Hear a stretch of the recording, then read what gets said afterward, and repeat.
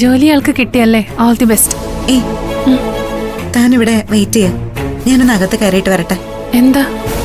അതൊക്കെ പറയാം, പ്ലീസ്. ഞാൻ വന്നിട്ടേ പോകാവൂ. യമുന ഇവിടെ ഇരിക്കും. വരൂ നിധി, ഇരിക്കും. ഇതാണ് നമ്മുടെ കമ്പനിയുടെ ബൈലോ അനുസരിച്ചുള്ള എഗ്രിമെന്റ്. വായിച്ചു നോക്കിയിട്ട് സൈൻ ചെയ്തോളൂ. അത് വായിച്ചു നോക്കൂ നിധി.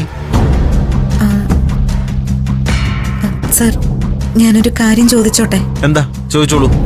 പുറത്ത് യമുന എന്ന പേരുള്ള ഒരു കുട്ടി ഇരിപ്പുണ്ട്.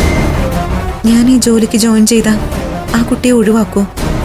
ആ കുട്ടിയോട് പൊയ്ക്കോളാൻ പറഞ്ഞതാണല്ലോ, പോയില്ലേ? അപ്പോ ആ കുട്ടി തഴയപ്പെട്ടല്ലേ? നിധി നന്നായി പെർഫോം ചെയ്തില്ലായിരുന്നെങ്കിൽ ആ കുട്ടിയായിരുന്നു ഞങ്ങളുടെ പരിഗണനയിൽ. അതുകൊണ്ടാണ് വെയിറ്റ് ചെയ്യാൻ പറഞ്ഞു.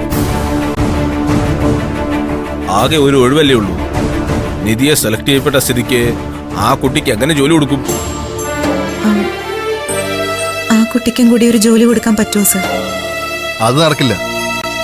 ഒറ്റ പോസ്റ്റിലേക്ക് ഒഴിവുള്ളൂ, അത് ഒരൊറ്റ വേക്കൻസി. വായിച്ചു നോക്കിയിട്ട് എഗ്രിമെന്റ് സൈൻ ചെയ്യൂ നിധി.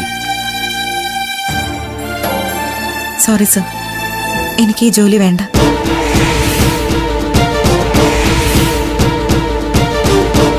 ഞാൻ ഒഴിവായി തന്ന ഈ ജോലി യമുനയ്ക്ക് കൊടുക്കാൻ പറ്റുമല്ലോ. എന്തു പറ്റി നിധി? എന്താ പ്രശ്നം? എത്ര ശമ്പളക്കുറവുണ്ടായാലും ഞാൻ ഈ ജോലി ഏറ്റെടുത്തേനെ. കാരണം എന്റെ ജീവിതാവസ്ഥ അങ്ങനെയാണ്. പക്ഷെ ആ കുട്ടിയുടെ അവസ്ഥ എന്നേക്കാൾ ദയനീയോ. മരണത്തിന്റെ വക്കിൽ മാനം നഷ്ടപ്പെടുന്ന അവസ്ഥയിൽ നിൽക്കുന്ന ഒരാൾക്ക് ഈ ജോലി വിട്ടുകൊടുക്കുന്നതിൽ എനിക്ക് സന്തോഷമേ ഉള്ളൂ സർ. ആലോചിച്ചിട്ട് തന്നെയാണോ നിധി ഈ തീരുമാനം എടുക്കുന്നത്? ഇതെന്റെ തീരുമാനമല്ല, അപേക്ഷയാണ്. എനിക്ക് കിട്ടിയ ഈ ജോലി യമുനയ്ക്ക് കൊടുക്കാനുള്ള സന്മനസ് കാണിക്കണം സർ, പ്ലീസ്.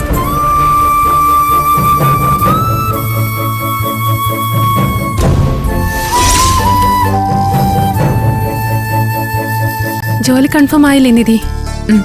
ആയി. എന്തിനാ എന്നോട് ഇരിക്കാൻ പറഞ്ഞത്? ജോലി കൺഫേം ആയി എന്നുള്ളത് സത്യം തന്നെയാ. പക്ഷേ എഗ്രിമെന്റ് സൈൻ ചെയ്യാനായി പുറത്ത് വെയിറ്റ് ചെയ്യുമ്പോഴാണ് ഞാനൊരു കാര്യം ഓർത്തത്.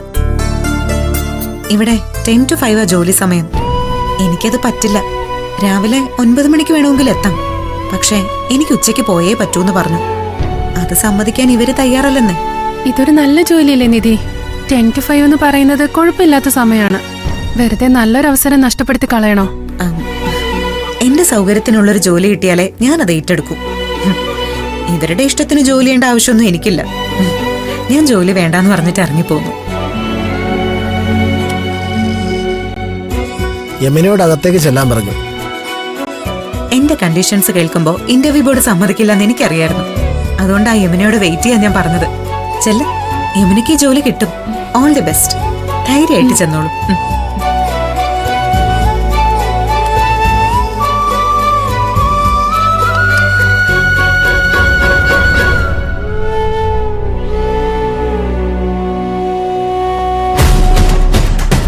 ഒരാളുടെ അവസ്ഥ അല്പം മോശമായി പോയെന്ന് കരുതി അയാൾ കള്ളനാവുമെന്ന് ചിന്തിക്കരുത് സർ. അത് വളരെ മോശം പ്രകൃതമാണ്. നോക്കൂ ഗൗതം, ഇന്നത്തെ കാലത്ത് കോടികൾ ബിസിനസ് നടത്തുന്ന സ്ഥാപനത്തിൽ നിന്നും നമുക്ക് അത്യാവശ്യം വേണ്ടുന്ന ഒരു തുക എടുക്കുന്നത് അത്ര തെറ്റൊന്നുമല്ല. ഒരു കാര്യം ഞാൻ തുറന്നു ചോദിക്കട്ടെ, പണമെടുത്ത് മാറ്റണം എന്നാവശ്യപ്പെടുന്ന ആ സീനിയർ ഉദ്യോഗസ്ഥൻ ഞാൻ തന്നെയാണെന്ന് കരുതിക്കോ. ഞാൻ അതിൽ നിന്നൊരു ഷെയർ ഗൗതമിന് ഓഫർ ചെയ്യുന്നുമുണ്ട്. എന്തു പറയുന്നു? സഹകരിക്കാൻ പറ്റുമോ? സാർ അങ്ങനെ ആയെന്ന് കരുതി ഞാനും അങ്ങനെ ആവണമെന്ന് നിർബന്ധമില്ലല്ലോ. ഗൗതം ഇപ്പോൾ ജോലി പ്രവേശിച്ചു തന്നെ കരുതിക്കോ.